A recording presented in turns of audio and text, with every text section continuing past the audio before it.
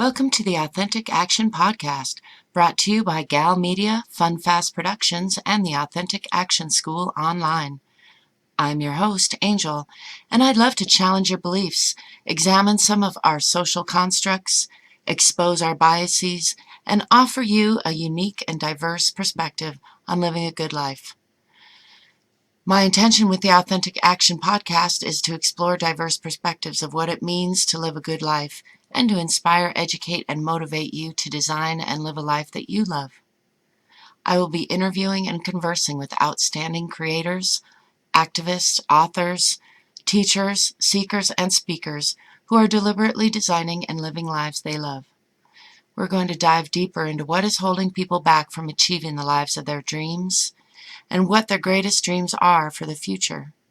I hope this show will inspire you to consider your own stories, help you find and voice your own beliefs and boundaries, and perhaps take at least one small step toward realizing your own dreams for our best future.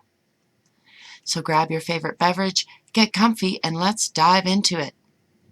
In today's episode of the Authentic Action Podcast, I'm speaking with none other than my dear friend, my son's own grandmother. She's, of course, also a very wise woman with many untold stories, which I've been encouraging her to get around to sharing. I know you will enjoy her knack for storytelling and her colorful wit. It's my pleasure to introduce you to my son's father's mother, lifelong writer and avid storyteller, and published author in the making, Ms. Gail Kent. So, Gail, you're going to start with your, is it called Boomer Rap? Boomer Rap. Okay. Little Nas and Cardi B, you need to listen up to me. I've been working 40 years, don't want to see your tears. I'm here to represent the life and times of Gail Kent. I made money on my own, watching kids in their own home, cleaning houses, working yards. That's the way we bought our cars, got through high school and some college, thought I had enough of knowledge. Back when I was 17, cars and booze were the scene. We didn't have no crack, but we could score out in the back of some nasty little shack where they wouldn't let you in unless you had some Benjamins and a homie who would show you where the gangsters wouldn't roll you. Back in 1965, lots of brothers lost their lives. Vietnam was raging on. Lots of homies here, then gone. Protests, marches, scaring us all. And no one in the government taking the fall. All my friends were getting married, having babies, looking harried. Then I said I do, had kids times two. Later on I said I don't, and I wouldn't, and I won't. The Gen Xers are annoyed, 'cause we ain't all employed, and our music hasn't died, but our bands look kind of fried. We go to concerts and to bars where the crowd is mostly ours, and the punks and rappers jeer as we're chugging down the beer. We're not doing what we should, staying in the old folks' hood. But we're all heading to the day when our knees and hips give way and we start to feel a need for comfort, not for speed. We got walkers, braces, crutches, and canes, but without our cars we might go insane.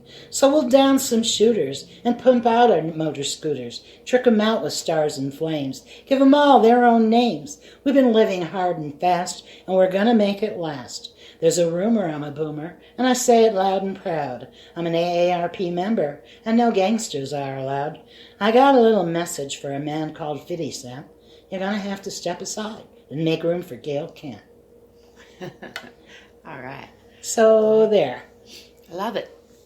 It's getting better and better every time I hear it. Well, I did have to change the intro names because the first time I wrote it, the rappers then are not having hit records anymore. So 50 Cent is yeah. holding well, 50 steady, Cent's, huh? 50 Cent's holding his own. That's good. He's got good businesses know, going, right? yeah. Yeah, Okay. he is. Mm-hmm. All right. Thank you. So we're here to talk mostly about your book in progress, Right. and I'm interested to hear the story of how you became a writer, how long you've been working on this book, and how you're planning on bringing it to actuality. Okay. My interest in writing started when I got a diary when I was a little kid. I was probably 12, and the diary was one with those little locks on it and small little pages. I just had way more words than I could fit in that little diary. And so I started using spiral notebooks. Once I started using those for compositions in school, I got to liking that I could get so much on one page. And so I sequentially bought and numbered different journals that I used up until adulthood. And then friends started giving me very pretty books, which I did write in and use from time to time. But the journals were cheap and easy before I got those pretty books. So that was the beginning of writing. As I got older and got into classes, like I used the journaling mostly to complain about my family and friends and slights and so on, or boyfriends. Mm-hmm. But that was because I'm an only child and I couldn't really share a lot of stuff that was boiling in my head out in the world, or I'd get in big trouble. So I put it all in the journals. I thought it was safe there. And let's see, then as I got older and got married and had kids, long story short, after a while I moved to Moriarty, New Mexico. And that's the impetus for my book. It's called A Fish in the Desert. And the title comes from being a Pisces 5 times over, because I have so many water signs in my natal chart. And being in the desert was as much of an adaptive challenge for me as you might imagine a fish would have in a desert. So for 2 years, I journaled extensively because it was both torturous and wonderful to live there, and that was the beginning of my book. But I really didn't start my real writing of the first draft until 2010, because I just didn't even think that I could put that together in a story. And as I got divorced and saw some of the humor, especially in what my circumstances were at that time, and the fact that I survived it was amazing to me, I'd tell people about it and they'd be amazed at some of the true things that happened in those 2 years. So it focuses on the 2 years in Moriarty primarily. And then shit happened. Life changed. I started having physical issues, problems with my health, a whole myriad of things that are another book, most likely. But I moved to Utah for a brief period of time, and 6 years, let's say, and worked through my health issues with the help of my son there and his wife and my granddaughter, who are immensely helpful. But my heart was always in New Mexico. I came out here when I was 28 years old. And so I've been here and lived here longer than I ever did in New York State, Buffalo, where I'm originally from. And I can't imagine living anywhere else now. But giving credit where it's due, that book just sat for a long time in a draft stage, and I'd pull it out and read it from time to time, try to redo it on my computer. I had a really messed up computer, and it would do nothing but frustrate me, so I gave it up. And I looked at all the self-publishing things every once in a while, and they disgusted me because they looked so complex and intense, and I gave it up again. And then I started seeing your progress on your writing and self-publishing, and little by little, kind of a right moment in time occurred where you hit me in a position where I was open to receiving that information and to working with it and to saying, well, damn it, if you did it and you overcame your obstacles, what's holding me back? Yeah. A good computer, for one thing, which I fixed and got a new one. And so I'm back to working on it. And I'm looking forward to putting it out there for whatever it's worth to anybody. It's an interesting story, whether you believe it or not, but everything in it is true. And I can vouch. I don't think I have to change too many names because most of the people in it are dead now. Right. And that's reassuring, but I will probably have to change the names of my ex-husband and my 2 children because I'm not sure they'd want to associate, that story with their lives given the way I'm going to tell it. I'm sure they have their own stories of it, this will be my story of it. Yeah. So that's neat. It is. And thank you for getting back to it. I think that's a neat thing to be a part of. And I'm curious, and maybe you don't know, if you're planning on letting them read the rough draft before you decide about changing names, or... I wondered about calling them and asking them what they thought about it and what their preference would be. Mostly my sons. I don't really give a shit about what the ex thinks about it. He's old enough that it can't much matter to him anymore. Right. And truly, the people that were in that story in Moriarty, many of them were quite older than us when we got there. Mm-hmm. It's a very curious community. I'm sure it's changed since I moved there, which is 1974, and spent 2 years there. What I call, and my intro says, living in Moriarty is an oxymoron. You exist in Moriarty. There's no living going on there. Right.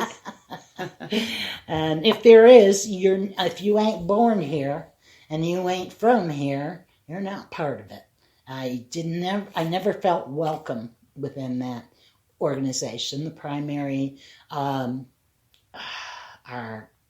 what would you say, peers, people our own age with kids our own age. We're either farmers and ranchers and, not people we had a whole lot in common with, though we made friends with many of them, or they were the Hispanics in the town. So there were two bars we used to laugh that. One was the Hispanic bar and one was the redneck bar. And we weren't welcome in either one. Right. So that got to be frustrating, but we made the best of it and tried to make it work because our kids were little at the time and we needed to make some friends so that they could exist in Moriarty somewhat comfortably.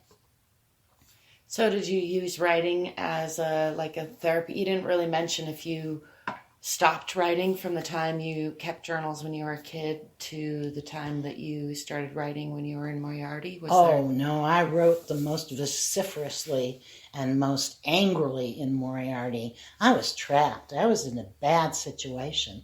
Moved out there with my mother, which was never a part of the plan. It was my husband, 2 kids, and our dog, and 2 weeks before we were to move, my mother decided she was going with us. And that threw everything out into a wonderful new wild world. Not to mention moving to a state we had no idea that the main operative word was mañana. And we had come from New York where the main operative word was hurry up, do it faster, better, quicker, more. And so that adjustment to the pace was difficult enough. Mm-hmm. But my mother being there and my husband, they did not get along. And there were a lot of arguments and a lot of rancor going on. And I was trying desperately to keep the peace. I was like the middleman, the negotiator who could never find, all I could ever find was détente. I could never find a real peaceful solution. And then things would rage up again and again, and we would be in the same spot. We should let that Can I let her in? She's here. What I'm going to do is pause this. Okay. All right, we're back. Well, the upshot was that not only was I then removed not only from my family and friends in New York, and knowing no one in New Mexico that I could really connect with, I didn't have anywhere to rant, anyone to, I could talk to my mother about Mike and hopefully try to quell her anger. I could talk to him about her and try to quell his anger. But never at any given point in time could I get them both calm enough at the same time to, I felt like I was being pulled in so many directions. And she kept trying to make it better, but at the same time, she kept making it worse. In hindsight, I will say that I will give my ex-husband credit for his tolerance of her. It was way above and beyond my own. And coincidentally, or not, that was when I started smoking pot. It was when I was living in Moriarty. Thank God, because I do say to this day, and I wrote in my journal, that had I not started smoking pot, I am sure I would have killed my mother or Mike. Never sure which one it was going to be. But somebody was going to go because I was losing it. Actually, I had a plan. That's how bad it was, that I was going to save up money and take the kids and run away. Of course, I didn't have any money to save. Yeah. So the journal became just essential, totally essential. Years later, I saved a lot of it into what is in the book now and left out the more angry rants that were just, there to vent. And the swear words were kind of obscene. I mean, there were a lot of them most of the time. So there wasn't much thought given to creative writing right. at that moment. But it was good because it documented what was going on. It kept me in pace, and it was a great reference to go back to when I did write the book and say, wait, what happened? How did that happen? When did it happen? I could go back to my journals where I did, in fact, write about the incidents that were true. So what do they call that? First-hand source, first knowledge, it was primary source. Some of the incidents that I know I've shared with you, some of the fun things that have happened there, some of the frightening things that have happened there, and maybe just to give a teaser of one story, if you think. Sure. My favorite, both frightening and hysterical story was when a woman we know, who I'll explain in the book, called Ginger, whose husband was known to be somewhat of a philanderer, called one day and asked if I wanted to go into town with her and the kids and get some pie and some ice cream. And I thought it was kind of unusual because we weren't exactly good friends, but yeah, okay, it's boring out there, I'll go. We got in her big white Cadillac, which was a Texas Rancher's car, actually, and gold trim and everything. And we headed in towards town, but we never got to town because she took a segue off to the Hispanic portion of town where many of the Mexican people that Dick employed, there's his name, on the ranch, he knew a lot of them. And he happened to be having an affair with one of them in one of the little houses. I had no idea what was going on. Suddenly she pulls up in front of this house, reaches over to the glove box, pulls out a 6-shooter, and opens the door and starts storming out towards this house. I'm yelling and screaming, get back here, Ginger, get back. The kids are yelling, Mom, what's Ginger doing? She's pounding on the door. That's what she's doing. Dick is coming to the door, literally buckling up his pants. She's screaming and yelling, waving the gun like a maniac. The kids are bouncing up like gophers, and I'm yelling, get down, get down. Finally, I leaned on the horn, opened the window, and said, if you don't get in this car, I'm driving it away right now. Dick took the gun from her. She flustered and swore, and he said, I'm coming right home. She got in the car, and we drove in mostly silence back. And I said, do you want to come back to my house? Are you safe? And she said, no, I'll be all right. I'm sorry. Dropped me and the kids back off and took off in a cloud of dust. So, that really happened. And that's just one of the incidents that you get to hear if you would like to buy and look for A Fish in the Desert. And I'd really like to have readers help me with the first draft. So as soon as I get the spell check working and I can put it out there respectably, then I will put the first draft out there and see what kind of reaction I get. I think it's an interesting story, no matter who it happened to. Yeah. Okay. Cool. And I thank you for inspiring me to go forth. Cool. Well, my pleasure. So your plan is to get the first draft, get some feedback, and then do you have do you have a vision to keep writing, or yes, that, I do actually. When I went in and looked at my thumb drive to find the first draft on my on the new computer, I realized I had 2 more stories in there, mysteries, murder mysteries, that I had begun and left hanging, mostly having to do with northern New Mexico. One called the Enchanted Circle Mysteries, which, if you're from here, you know what the Enchanted Circle is. It's that route that you take that starts taking you over from Taos, over to Eagle Nest, up around to Angel Fire, and then Red River, and back out through Cuesta. It forms a huge backwards C, actually, when you look at it on a map. And it's one of the prettiest highways. So I made a murder. So that one's a fiction story? Total fiction, but with some interesting, You always got to bring yourself into any story you write. I think it's impossible, unless you're writing technical writing, which I did for a long time. And I think that was what put me off of the creative writing for so long. I had to pare down words into their most specific meaning and make it as short and accurate as possible. There wasn't room for adjectives and frivolity in the writing. And I think it took me a while to shake that off. I don't think I realized that until now. So. Yeah, as you know, I've mentioned recently, it's one of my interests and passions to that relationship between creativity and healing ourselves. I think it's fascinating to watch how different people get to it, but it seems like almost a universal thing that most of us need to get to at some point, our own voice, our own creativity. If we're lucky enough to find it, if the noise doesn't get in our way. And that's what I mean when I say shit happens, because I was pursuing it so well. I mean, and shit happens that just knocks you off your feet and pulls you out of your vision, no matter how hard you try. Getting back to it is the tough part, I think, and the challenge. And your persistence with it is what has really helped me. You and my son, my oldest son, are some of the most persistent critters I've ever known. And I consider that, what's my favorite compliment is tenacious. Yeah. To say you're tenacious, and I like that about you. Well, thank you. Yeah.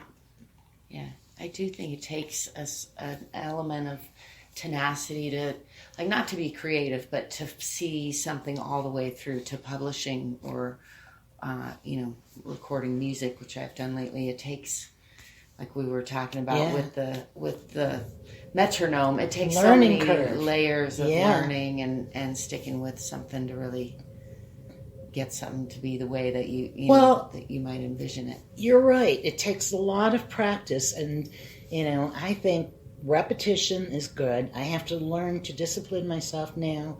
I'm thinking about getting into a solid routine where I write at a specific time of day, no matter what else is going on. I would love to tie things together with how writing is such a great creative outlet, and even how it can help us uncover things about ourselves, like a poverty mindset that we were just talking about, or very, like, I just think for me, in the handfuls of tools that humans can use to really help ourselves in so many ways, writing is right up there. So I'm interested in how you've been able to use it. As an expression, like you use music, I think of writing and words as tools for me the same way you do. I love music too, and if I had any talent, which unfortunately I don't, although my fingers are excellent at keyboarding for typing and for word processing and transcription, they can never handle an instrument. I was clumsy. I'm clumsy with sewing. My fingers aren't nimble for small detail stuff, I guess, or that finesse that it takes. But writing, I can do that. I can put the words together, and it's my expression. I mean, like I said, I would write everything I felt down to the core. I would say things about people that I would never say out loud to anybody. I would reveal my petty jealousies, my insecurities, my hatred. I could put it all in that space of words, and I could hide it, or I could publish it. Sometimes people do both, and there's a part of my hatred, vindictiveness, anger that probably seeps out of my book from time to time, because there are elements of it that you can't hide the sadness or the horror of what's going on. So writing for me is that expression, because music does the same thing. You can express sadness and anger and love and kindness or all kinds of things through music. And words can do the same thing. Poetry elevates it to a different level. And, beautiful lyrics in songs. Like I was listening to, I have a new channel I found, Linda Ronstadt channel. And sometimes I've often thought of how poetic many of her lyrics were. And a song that always spoke to me for years and years was on her early Stone Pony album, now I'm not going to be able to think of it, of course. It's the one where she says, I'm not your kind of girl, or you can't change me. I'll think of it as we go along. You can edit this part out, because it's stupid. Or leave it in, because it's the best part. We'll see. Well, I will think of it. I know I will. Damn it. That's the pisser. But anyway, the point being that some of, when you have a lyric in a song that speaks to you, you never forget it. Climbed a mountain and I turned around. yeah, stuff like that. Except for when you're put on the spot and you're trying to remember the lyrics because you're in charge of singing them. Trust me, then sometimes you can't remember even your own song. No, it's amazing. No. What were those words that were just in my head? Exactly. Yeah. But words and music and what else expresses feelings? Dance.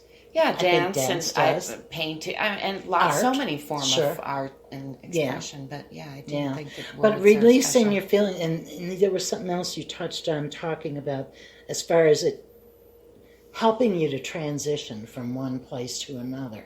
Like you're saying, art, music, dance, all these things are integral to behavior therapy, to changing. Yeah, how to integrate grief or anger in a healthy, like you talked about. Happiness. The deep anger that you had that you were able to express in a more healthy way than killing people, presumably. So, how will we ever know? But those were so amusing. Still, I came up with some very creative things. Anyway, but one more thing I wanted to mention. We're talking about all of these things that have to do with the senses. We see and read words, we hear music, or we feel music.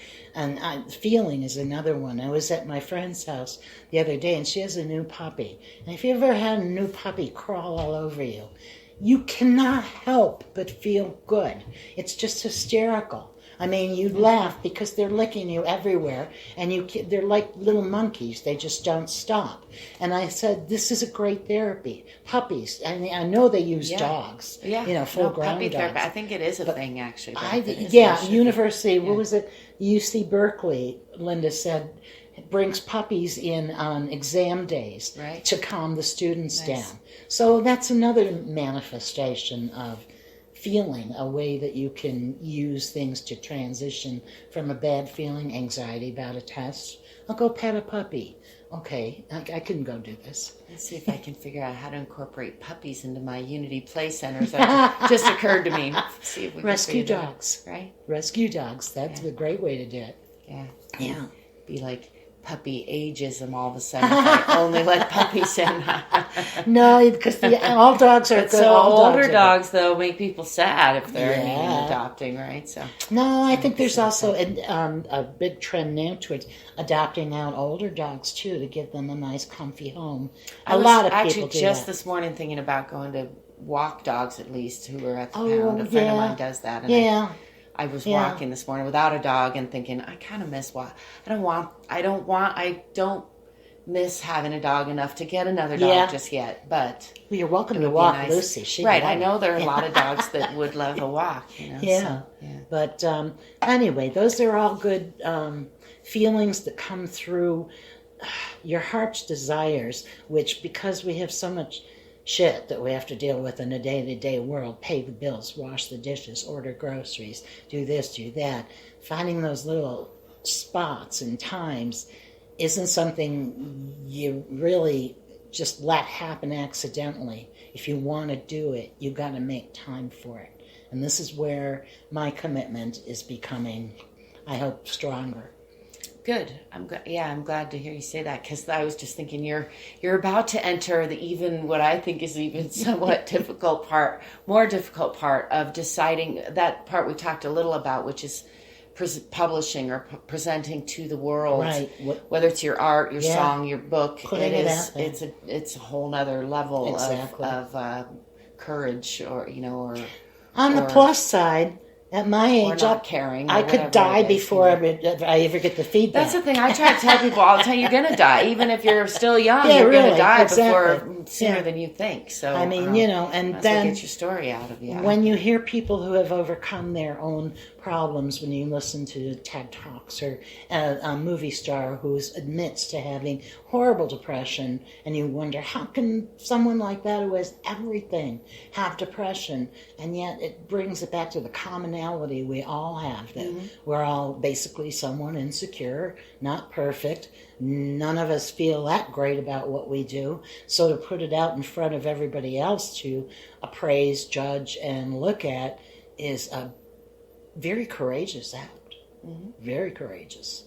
So and I think freeing at the same time. It's, it's Well, they asked I think it's 80 Bryant, who's on Saturday Night Live, when how did she get over feeling kind of like upset about her weight and being a large woman in a comedy profession. And she said, it took me a long time to recognize that I didn't have to accept everybody else's idea of what was perfection, what was pretty, and what was perfect, and that was the most important thing about me. And she said, and I still struggle with it. So I think the biggest lesson we all come away with is that we all struggle. All the time. And we have big moments of joy once in a while if we're very lucky and we have good people around us, So, I don't know. Putting myself out there is going to be, I'm hoping you'll walk me around through this, too. Counting on you to be there for backup. So. I'd love to be. Yeah, it's easier than you think, but it just takes it's the hardest part is you have fear of failure, fear of success, fear of, there's so many, those are the they're all just internal barriers, though. The actual anymore, it's just literally just click, just like one finger type of an action. And you put it out pretty there. Easy. But really, right now, the biggest problem is getting my word program to work. That is, for me, was, like having the computer crash and the losing, technical or computers like, what, 5 hours worth of work you just did? I don't know what you're talking about. So that's the part where tenacity comes in. That's exactly where it is. Where not just the tenacity, which is important, but you learn to let go and to not get upset. Similar to what you need to learn if you're facing critics or, just in life. Okay, this is a hiccup. I gotta fix it. Exactly. Some shit's going to go wrong. Shit is going to happen. But you can choose to pick yourself up and keep moving forward or not, I know. I always laugh at the point at which I become, when I'm on the computer and I feel like I've gone as far as I can with this fucker and I'm getting out of here right now, and I kind of shut it down, slap it, and I usually go walk away and look at the dog, go play with Lucy. Gets me out of my head for a minute. Because it can ramp me up. It can get me revved with frustration, and then I lose the focus on what's the goal here. It's to get this story published. I can get past this frickin' computer. I'll do it. I'll make that work. So. Yeah, I have to talk to myself. When it becomes really unfun, it's time to walk away. It is. That's all I have to. Otherwise, I'll be fucking it through a wall. Exactly. And work, you can't write well under that, or even edit well. I don't know. It is two different hats, though, editing and writing. Well, it is. Editing and writing is one hand. Technical skill is another. And then you write. And then you write. Exactly. You gotta have skills. Gotta have skills in a lot of arenas. So, and the desire to make them all work. So, a lot of credit to everybody. I do have to kind of laugh, though. Sometimes I think people who hand wrote their books on paper and then just had them published here, copy all these, and that was it, Was it easier before computers? I don't know. I don't Yeah, know. it's a good question. Interesting question. Because, I've rewritten because of the ability to rewrite so Yes. easily. I end up editing and rewriting so many times that hard to say if I had to write it the first time. And let it go by hand. and let it stop right there. Well, I always said that was the point about when computers came in the years when I, as a boomer, had to start learning computers back when they took up a whole floor of an office building, and men didn't want to operate a keyboard because it was, for women. They were the ones who were supposed to type. And the big deal was it's going to eliminate paper. And once I was working for a medical doctor who was constantly doing research papers, and she would print them, read them, and find mistakes and want to do them again, and print them, read them, find something, and do them again. She didn't want to add it online. Do you know how many reams of paper that woman went through? And I kept saying, why don't you read it online, have somebody else read it? No, I have to see it. So, and I'm not sure she was the only one who did that. Right. And how many documents, how many people do you know? How many places do you go? I have to admit, I've just recently printed.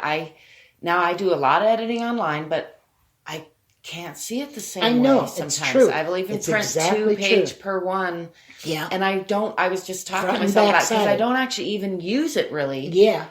Very much, but I know. It's like you have to visualize. I have my paper copy. I've seen it. I have my paper copy of my book, and when I finally get past the word thing, I know I'm going to lay out the paper, even though it's on the screen. Yeah. And because I have notes on the paper too, and I write it. Now, the criticism of the computer thing isn't necessarily that I dislike that we're using so much paper, obviously, but that they lied. But they postulated it on the idea that all your records were going to be on little storage things all over. And here we got, there's a whole huge building in Utah called the NSA that has all this conversation and all this stuff stored on it all over the place. So what are we accumulating besides the paper, in order to salvage our history, track what we're doing, find out who Mary Sue was fucking on Friday night? Who can you bribe because you overheard a phone conversation? Now I'm really off on a track. So you can cut it off at any point.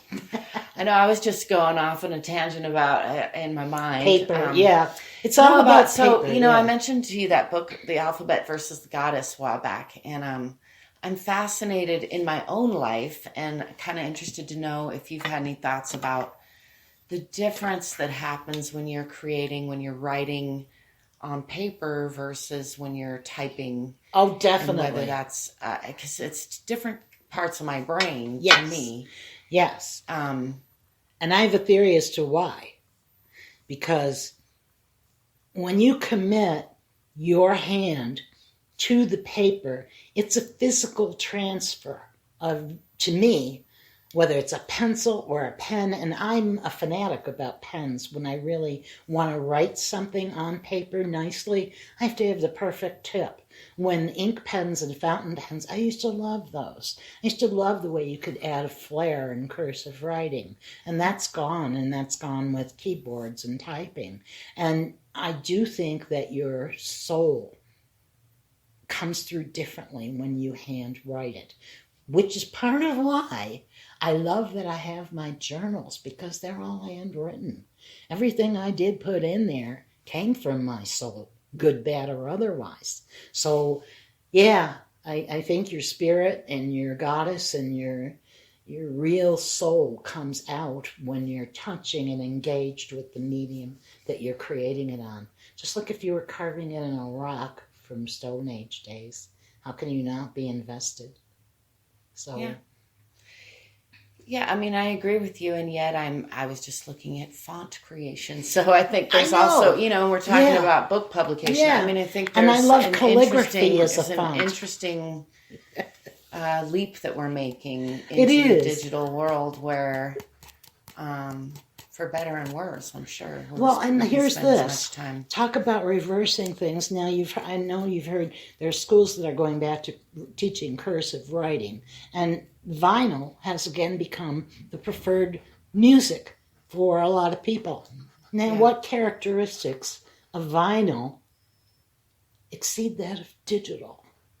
You know, when you think about it, vinyl it's not digital, it's, what's the other term for it? Analog, right.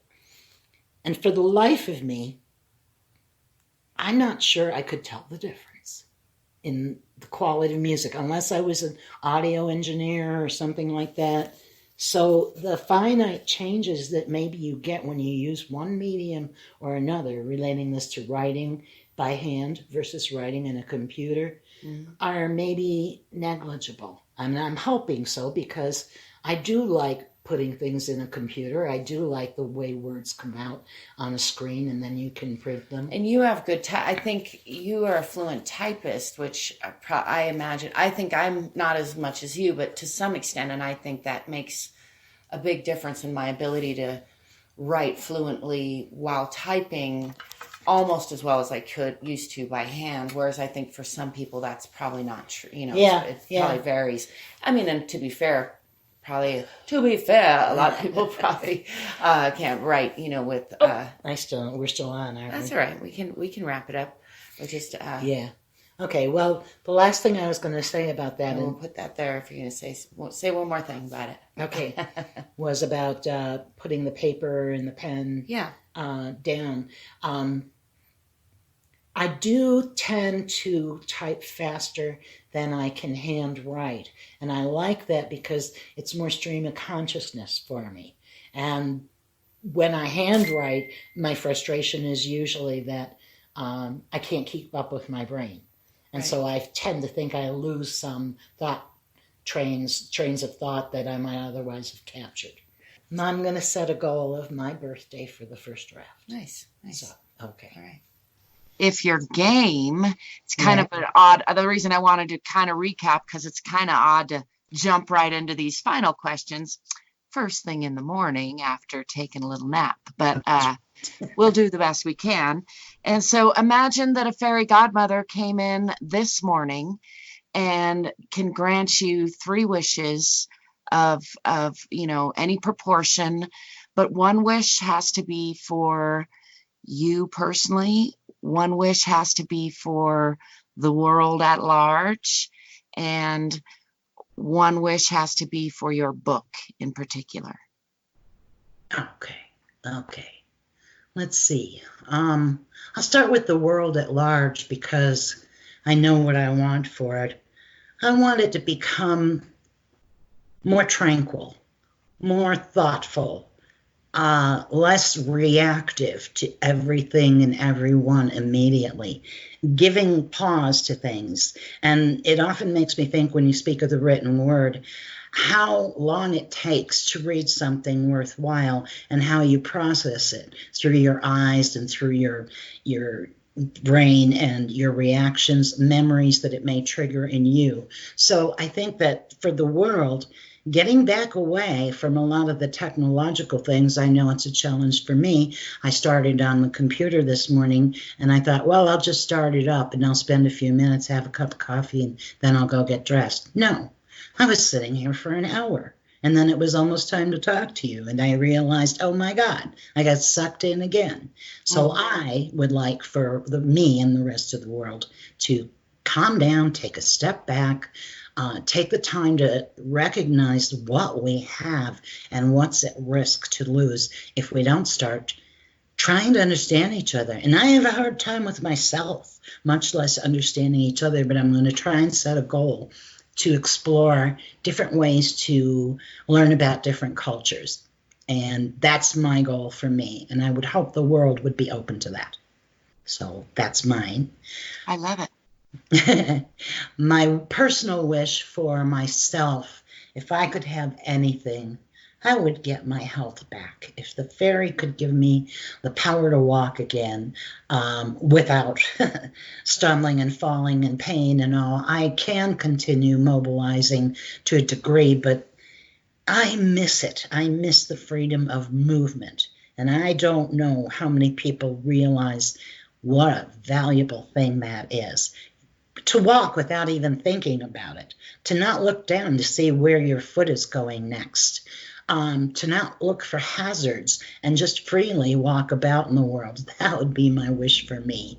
And to the extent I can, I will work towards improving it, or at least, if not that, sustaining the mobility that I have and not getting worse. And what was the third one? What was the third For your thing? book in particular, Oh, if the fairy godmother could give, grant a wish for your book, so it could be anything you want it to be, or, the best case scenario, what would you wish for your book? I guess I'd wish that the people who read it, and I'm hoping, of course, my family will learn a little bit about what life was like before they grew up, and trigger some memories for my sons, especially for some of the people I knew there. But more than that, it's a little bit of my history, and I know that there will be more stories to tell from it. But it's the first effort at depicting how I dealt with an enormously difficult situation, and for 2 years managed to come through on the other side. So my best wish for it is that people enjoy it, that they recognize the truths in it, and that they recognize that in some of the darkest times that I lived through and talk about in that book, there was always humor. And if I want nothing else, that's the other thing I'll throw in for the world is remember to keep your sense of humor. Don't take yourself so seriously. And so I guess I hope that people see some of that in my book and see some of the persistence it took to get through that, and that they enjoy the story I tell. Nice. Okay. Thank you. So I have one last kind of fun question, which is, if you were a hat, what kind of hat would you be? Oh, I can see it in my head already. It would be one of those gigantic, big, large, with a huge brim and feathers and stars coming out, almost like what do they call it in Britain? Not a teaser, a tantalizer, or something like that. Anyway, I used to watch a lot of the people come out of the churches and this is not meant to be racist. I especially loved it, and Easter Sunday especially, out of the gospel singing churches in our area. And the hats those women wore were epic. And I loved it, and I wish that it was part of my culture that we had to it. My hat would be big, purple, have some boa feathers on it, some stars, some, very silky ribbons trailing down in the back. That's Nice. Nice. I love it. okay. I love it. Well, thank you very much. Thanks again for meeting with me and talking with me and sharing your story. And I look forward to watching it unfold. Me And too. great. Thank you for entertaining my own notions of what I'd like and helping me put words to them. That's very important. So I Good. appreciate it. Okay. Happy to be here for that. So we'll talk soon. And I'm going to wish you a happy, is it Monday? Yeah. Happy Monday. It is. And I'm waiting for your son to come over, so that's going to be a nice add-on to my day. Nice. Nice. Okay. See ya. Bye. Bye-bye. That wraps up my interview with soon-to-be-published author and lifelong storyteller, Gail Kent. I hope you enjoyed her boomer rap and her story. I hope you'll keep an eye or ear out for her book, A Fish in the Desert, which we hope to get published this year. You can reach out to Gail with words of encouragement or entertainment on Facebook and let her know if you want to be part of her beta reading group. I appreciate your attention today, and I welcome your questions, comments, and suggestions. You can find me on Facebook as well, or you can contact me through most other social media platforms.